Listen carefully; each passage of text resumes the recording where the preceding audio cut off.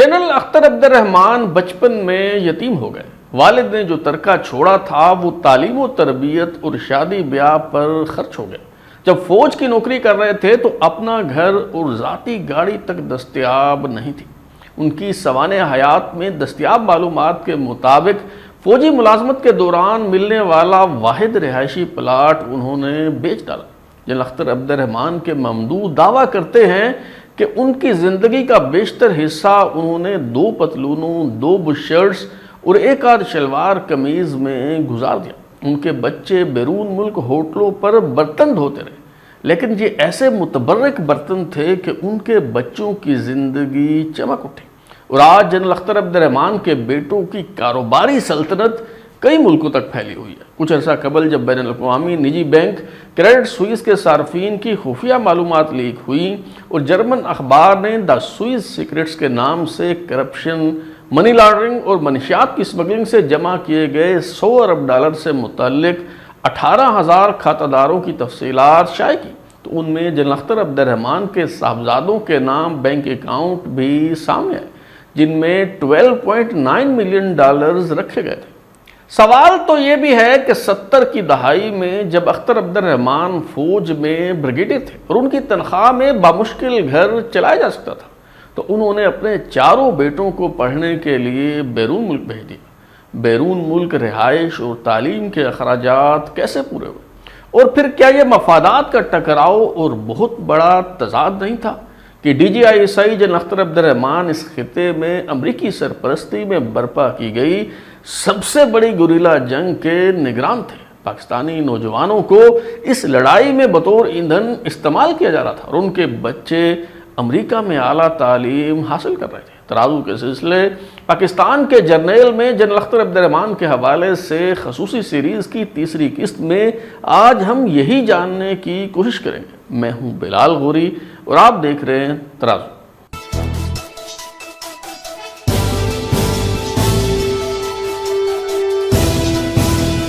افغان جہاد کے دوران سرمایہ فراہم کرنے کی ذمہ داری امریکہ اور سعودی عرب نے اٹھا رکھی تھی۔ مطلوبہ فنڈ سوئٹزرلینڈ میں CIA کے اکاؤنٹس میں منتقل کیے جاتے اور یہاں سے ISI کے اکاؤنٹس میں ٹرانسفر کر دیے جاتے۔ ISI ان فنڈز سے ہتھیار خرید کر راولپنڈی میں OJD کیمپ ٹرانزٹ کیمپ میں منتقل کرتی اور یہاں سے اسلحہ مختلف جہادی گروہ میں تقسیم کر دیا جاتا۔ فنڈز میں خرد برد، اسلحہ کی خریداری میں گڑبڑ اور پھر افغان کمانڈروں میں اسلحہ کی تقسیم کے دوران کرپشن کے وسیع امکانات موجود تھے۔ کسے کب اور کتنا اسلحہ ملے گا یہ ISI کا استحقاق تھا۔ اگرچہ اسلحہ کی تقسیم کے لیے ایک 4 رکنی کمیٹی بنائی گئی تھی جس میں DGISI جنرل اختر عبد الرحمان کے علاوہ chairman joint chiefs of staff committee general Rahimuddin Khan, governor Khyber Pakhtunkhwa general Fazal Haq اور وزیر خارجہ صاحبزادہ یعقوب علی خان شامل تھے، لیکن عملاً فیصلہ سازی کے تمام تر اختیارات جنرل اختر عبد الرحمان کی ذات میں مرتکز تھے۔ قابل ذکر بات یہ ہے کہ جنرل رحیم الدین جن کی ریٹائرمنٹ پر جنرل اختر عبد الرحمان خود chairman joint chiefs of staff committee بن گئے، وہ ان کے چھوٹے بیٹے غازی اختر خان کے سسر ہیں۔ 8 مئی 1987 کو امریکی اخبار واشنگٹن پوسٹ میں ایک خبر شائع ہوئی جس سے بھونچال آ گیا۔ اس خبر کا عنوان تھا افغان ریبل ایڈ انریچز جنرلز۔ اس خبر کے مطابق اخبار کے نمائندے نے پاکستان جا کر تحقیق کی تو معلوم ہوا افغان مجاہدین کے لیے ہتھیاروں کی خریداری کے لیے CIA نے $3 ارب خرچ کیے۔ ان فنڈ سے گوریلا جنگ لڑنے والے افغان مجاہدین کو بہتر ہتھیار تو نہیں ملے، البتہ افواج پاکستان کے بعض جرنیل ضرور ابیر ہو گئے۔ بریگیڈیئر یوسف جو طویل عرصہ جنرل اختر عبد الرحمان کے ماتحت ISI کی افغان بیورو کے انچارج رہے ہیں، وہ خود اپنی تصنیف دا بیئر ٹریپ میں لکھتے ہیں، بعض ازاں مجھے معلوم ہوا کہ نام نہاد کوئٹہ سکینڈل کی وجہ سے مجھے ISI میں تعینات کیا گیا۔ کچھ ماہ قبل ISI میں کرپشن کا ایک سکینڈل سامنے آیا جس میں ملوث 3 فوجی افسروں کو گرفتار کیا گیا۔ یہ فوجی افسر مجاہدین کمانڈروں کو کوٹا سے زیادہ اسلحہ فراہم کرنے کے لیے رشوت لیا کرتے تھے۔ یہ اضافی ہتھیار صوبہ خیبر پختونخوا میں مہنگے داموں فروخت ہو جاتے تھے۔ ان فوجی افسروں کو کورٹ مارشل کرنے کے بعد قید کر دیا گیا، جبکہ جس بریگیڈیئر کی جگہ مجھے تعینات کیا گیا تھا اسے وہاں سے تبدیل کر دیا گیا۔ یہی وجہ ہے کہ مارچ 1987 میں جب جنرل اختر عبد الرحمان کو 4 اسٹار جنرل کے رینک میں ترقی دے کر chairman joint chief staff committee تعینات کیا گیا اور ان کی جگہ میجر جنرل حمید گل کو DGISI بنایا گیا، تو جنرل اختر عبد الرحمان افغانستان سے متعلق معاملات اپنے پاس رکھنے کے خواہاں تھے اور انہوں نے کم از کم 15 دن تک افغان بیورو کا چارج اپنے جانشین کے حوالے نہیں کیا۔ کیا یہ محض اتفاق ہے کہ جب جنرل اختر عبد الرحمان DGISI تھے اور افغان جہاد کے لیے سوئس اکاؤنٹس میں ڈالر آ رہے تھے تو ان کے بیٹوں کے نام پر سوئٹزرلینڈ میں ہی خفیہ بینک اکاؤنٹ کھولے گئے؟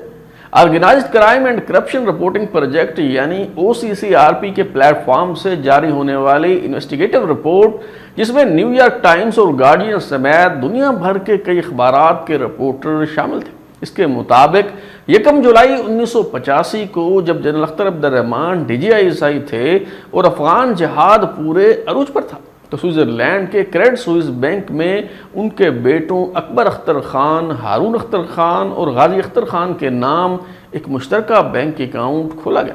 سوئس سیکرٹس کے مطابق اس وقت ان کے بیٹوں کی عمریں 20 سے 30 سال کے درمیان تھی۔ 2003 میں اس سوئس اکاؤنٹ میں $3.7 ملین موجود تھے۔ OCCRP کے مطابق پہلا اکاؤنٹ کھولے جانے کے 6 ماہ بعد ہی جنوری 1986 میں جنرل اختر عبد الرحمان کے بڑے بیٹے اکبر اختر کے نام سے ایک اور خفیہ اکاؤنٹ کھولا گیا، جس میں نومبر 2020 میں $9.2 ملین موجود تھے، یعنی صرف ان 2 خفیہ بینک اکاؤنٹس میں $12.6 ملین رکھے گئے۔ کالم نگار ہارون الرشید جنرل اختر عبد الرحمان کا دفاع کرتے ہوئے کہتے ہیں کہ ان کے بیٹوں نے بیرون ملک تعلیم کے دوران گزر اوقات کے لیے ہوٹلوں میں کام کیا، برتن دھوئے، مگر سوال یہ ہے کہ کیا برتن دھو کر بیرون ملک خفیہ اکاؤنٹس میں کئی ملین جمع کیے جا سکتے ہیں؟ جنرل اختر عبد الرحمان کے بڑے بیٹے اکبر اختر خان نے امریکہ سے MBA کی ڈگری حاصل کی۔ ہمایوں اختر خان اور ہارون اختر خان نے امریکہ سے انشورنس کی ڈگریاں لیں، جبکہ چھوٹے بیٹے غازی اختر خان نے کینیڈا سے چارٹر اکاؤنٹنٹ کی ڈگری حاصل کی۔ 1970 کی دہائی میں جب اختر عبد الرحمان نے اپنے بچوں کو بیرون ملک پڑھنے کے لیے بھیجا تو تب وہ فوج میں بریگیڈیئر تھے۔ 70 کی دہائی میں بریگیڈیئر کی ماہانہ تنخواہ 20,000 جبکہ میجر جنرل کی ماہانہ تنخواہ 25,000 روپے کے لگ بھگ ہوا کرتی تھی۔ کیا کوئی تنخواہ دار شخص جو ماہانہ 20,000 روپے کماتا ہو، کیا وہ اپنے 4 بیٹوں کو بیرون ملک پڑھا کر ان کی تعلیم، رہائش اور دیگر اخراجات جو یقیناً ڈالروں میں ہوں گے افورڈ کر سکتا ہے؟ بیٹوں کی بیرون ملک تعلیم کے حوالے سے تو ایک واقعہ شجاع نواز نے اپنی کتاب کراس سورڈز میں بیان کیا ہے۔ صفحہ نمبر 375 پر سابق DGISI جنرل حمید گل کے حوالے سے لکھا گیا ہے کہ جب CIA کے پاکستان میں اسٹیشن چیف کو معلوم ہوا کہ جنرل حمید گل کے بیٹے عمر گل مشیگن میں داخلے کے لیے اپلائی کیا ہے تو ٹیکسس کی A&M یونیورسٹی میں داخلہ دلوانے کی پیشکش کی۔ جنرل حمید گل کہتے ہیں کہ انہوں نے رشوت کی یہ پیشکش قبول کرنے سے انکار کر دیا تو CIA چیف نے کہا یہ ایک چھوٹی سی خدمت ہے جو ہم کر سکتے ہیں، اور اس طرح کی خدمات ہم نے جنرل اختر عبد الرحمان کے تمام بچوں کی تعلیم کے لیے پیش کی۔ آپ اندازہ کریں کہ جہاد افغانستان کے دوران DGISI جنرل اختر عبد الرحمان کے کندھوں پر کتنی بڑی ذمہ داری تھی، مگر مفادات کے ٹکراؤ کا خیال نہ کرتے ہوئے انہوں نے CIA کے ذریعے اپنے بچوں کو امریکہ میں پڑھایا۔ اگر کوئی اور ملک ہوتا تو ان کا کورٹ مارشل ہو جاتا، مگر پاکستان میں چونکہ جرنیلوں کا کبھی احتساب نہیں ہوا، اس لیے جنرل اختر عبد الرحمان سے کوئی یہ سوال کرنے کی ہمت نہیں کر سکا۔ آج جنرل اختر عبد الرحمان کے بیٹوں کا شمار بہت بڑے سرمایہ کاروں میں ہوتا ہے۔ یہ تاندلیاں والا شوگر ملز کے مالک ہیں، سپیریئر ٹیکسٹائل ملز ان کی ہے، لوٹے اختر بیوریجز جو جنوبی ایشیا میں پیپسی کولا کو عام کرتی ہے وہ ان کی ملکیت ہے۔ جنرل اختر عبد الرحمان کے بیٹے ہارون اختر جو سابق سینیٹر ہیں یہ مسلم لیگ نون سے وابستہ ہے، جبکہ ہمایوں اختر خان جو 1990 سے 2007 تک مسلسل 4 بار رکن قومی اسمبلی منتخب ہوئے، وہ کئی بار وفاقی وزیر رہے۔ انہوں نے جنرل پرویز مشرف کے دور میں مسلم لیگ نون چھوڑ کر مسلم لیگ کاف میں شمولیت اختیار کی۔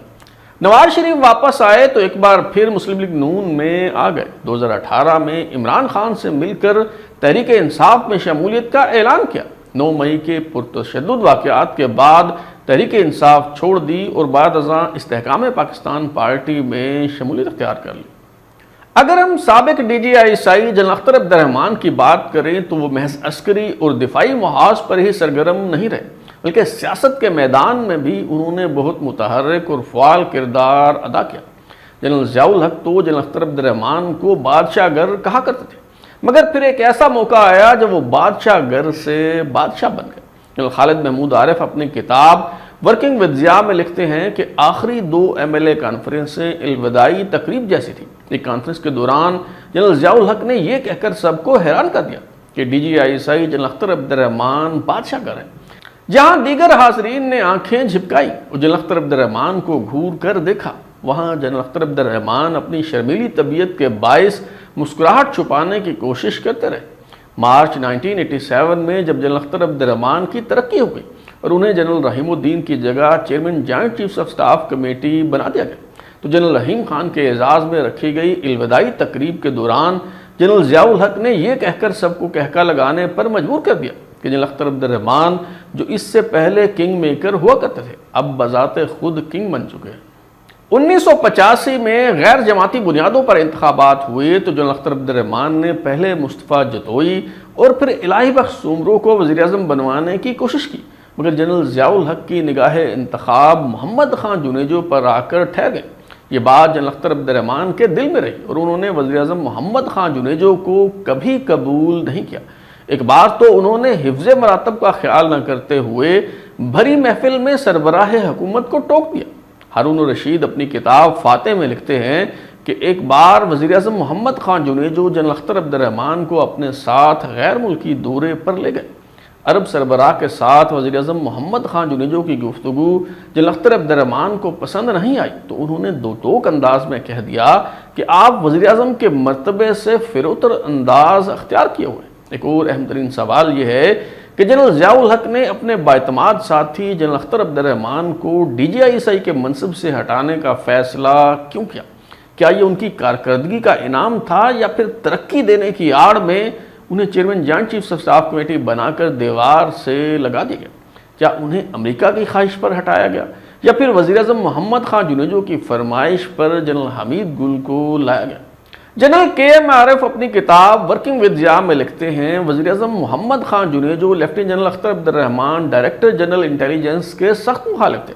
ایک بار انہوں نے پوچھا کہ جب ان کے رینک کی مدت پوری ہو چکی ہے تو اب تک انہیں ملازمت پر برقرار کیوں رکھا گیا اور ان کے بارے میں آئندہ احکامات تک کام جاری رکھنے کی رعایت کیوں دی گئی ہے؟ وزیر اعظم کو جواب دیا گیا کہ وہ یہ سوال صدر جنرل ضیاء الحق سے پوچھیں، کیونکہ جنرل اختر عبد الرحمان کو جو احکامات دیے جاتے ہیں وہ یا وزیر اعظم دیتے ہیں یا صدر مملکت۔ وزیر اعظم محمد خان جنیجو نے 2 بار جنرل ضیاء الحق سے جنرل اختر عبد الرحمان کو تبدیل کرنے کا کہا۔ جنرل ضیاء الحق اصولی طور پر متفق ہو گئے، لیکن کہنے لگے کہ افغانستان کی جاری صورتحال کا تقاضا یہ ہے کہ فی الحال وہ اس منصب پر کام کرتے رہے۔ جنرل ضیاء الحق نے اپنے معتمد خاص voice chief of army staff general کے ایم عارف کو کہا کہ وہ ڈی جی آئی ایس آئی کے عہدے کے لیے چند نام تجویز کریں۔ جنرل کے ایم عارف نے میجر جنرل فاروق خان اور میجر جنرل غلام محمد کے نام تجویز کیے۔ جنرل ضیاء الحق نے کہا میجر جنرل حمید گل کے بارے میں کیا خیال ہے؟ جنرل کے ایم عارف نے رائے دی کہ بہتر یہی ہوگا کہ انہیں کمانڈ کے عہدے پر برقرار رکھا جائے۔ جنرل ضیاء الحق نے یہ تجویز قبول کر لی اور وزیر اعظم محمد خان جنیجو کو میجر جنرل فاروق خان اور میجر جنرل غلام محمد کے نام ہی تجویز کیے گئے، مگر انہوں نے میجر جنرل حمید گل کو ڈی جی آئی ایس آئی تعینات کرنے کا اعلان کر دیا۔ ایک تاثر یہ ہے کہ شاید امریکی دباؤ پر جنرل اختر عبد الرحمان کو ہٹایا گیا۔ میری تحقیق کے مطابق یہ دونوں تھیوریاں غلط ہیں۔ امریکی انتظامیہ جنرل اختر عبد الرحمان سے خوش تھی اور انہیں کوئی اعتراض نہیں تھا۔ اسی طرح وزیر اعظم محمد خان جنیجو کی بات جنرل ضیاء الحق نے تب تک نہیں مانی جب تک وہ خود اس تبدیلی پر قائل نہیں ہو گئے۔ جنرل اختر عبد الرحمان کو ہٹانے کی ایک وجہ یہ تھی کہ جہاد افغانستان اپنے منطقی انجام کی جانب بڑھ رہا تھا۔ ضیاء الحق کا خیال تھا کہ اگر روسی افواج کی واپسی تک general Akhtar Abdur Rahman D G I S آئی کے منصب پر برقرار رہیں گے تو وہ فاتح افغانستان کے طور پر اتنے بڑے ہیرو بن جائیں گے کہ ان کے مقابلے میں ضیاء الحق کی شخصیت کو گرہن لگ جائے گا۔ سینیٹر عرفان صدیقی اپنی کتاب جنرل اختر عبد الرحمان شہید جہاد افغانستان میں لکھتے ہیں کہ 16 اگست کی رات بیگم اختر عبد الرحمان نے ایک عجیب و غریب خواب دیکھا۔ وہ اجلے سفید کپڑوں میں ملبوس بیٹھی ہوئی ہیں، کسی انجانے خوف سے پریشان ہیں۔ اچانک ان کے سفید دوپٹے پر رنگ برنگ گوٹا لگ جاتا ہے۔ ہارون اختر کے مطابق ان کے والد اس رات خاصے پریشان لگتے تھے۔ ہارون اختر اور ہمایوں اختر لاہور میں تھے، ان سے ٹیلی فون پر بات کی۔ اکبر اختر اور غازی اختر امریکہ میں تھے، انہیں بھی ٹیلی فون پر تلاش کرتے رہے۔ کوئی غیر معمولی بات ضرور تھی جس نے ان کے مضبوط اعصاب میں ہلچل مچا دی تھی۔ کوئی بہت ہی سنجیدہ مسئلہ ان کے دل و دماغ میں طوفان برپا کر رہا تھا۔ جنرل اختر عبد الرحمان کی اس بے چینی کی وجہ یہ تھی کہ ان کی نوکری خطرے میں تھی۔ جنرل ضیاء الحق کے فرزند اعجاز الحق کا دعویٰ ہے کہ اگست کے آخر میں وہ نیا سیٹ اپ لانے کا فیصلہ کر چکے تھے۔ مصطفیٰ جتوئی نے بطور وزیر اعظم حلف اٹھانا تھا۔ جنرل اختر عبد الرحمان کی چھٹی کروا کے vice chief of army staff general Aslam Beg کو chairman joint chiefs of staff committee تعینات کرنا تھا، جبکہ chief of the general staff lieutenant general Mian Afzaal کو نیا آرمی چیف بنایا جانا تھا۔ اعجاز الحق کا خیال ہے کہ انہی فیصلوں کی بھینک پڑنے پر جنرل اختر عبد الرحمان جنرل ضیاء الحق کے ساتھ ان کے طیارے پر سوار ہوئے اور یہی فیصلے اس طیارے یعنی پاک 1 کی تباہی کا باعث بنے۔ بہرحال 17 اگست 1988 کو جب جنرل ضیاء الحق کا طیارہ تباہ ہوا تو جنرل اختر عبد الرحمان بھی ان کے ساتھ لقمہ اجل بن گئے۔ بلبے میں جنرل اختر عبد الرحمان کی پی کیپ ملی اور ایک فائل جس پر لکھا ہوا تھا chairman joint chiefs of staff committee. اگر آپ 17 اگست 1988 کو ہونے والے اس طیارہ حادثے کی تفصیلات جاننا چاہتے ہیں تو ترازو کی مسٹری سیریز میں اس حوالے سے ایک مکمل سیریز موجود ہے۔ یہ تھی جنرل اختر عبد الرحمان کی کہانی۔ اب تک کے لیے اتنا ہی۔ بلال اوری کو اجازت دیجیے۔ اگر آپ اپنی رائے دینا چاہتے ہیں یا پھر کوئی تجویز تو ہمارا واٹس ایپ نمبر 033284105337 دستیاب ہے۔ اپنا فیڈ بیک دیں، لائک کریں، سبسکرائب کرنے کے بعد بیل آئکن یعنی گھنٹی دبائیں اور دیکھتے رہیں ہمارا چینل ترازو۔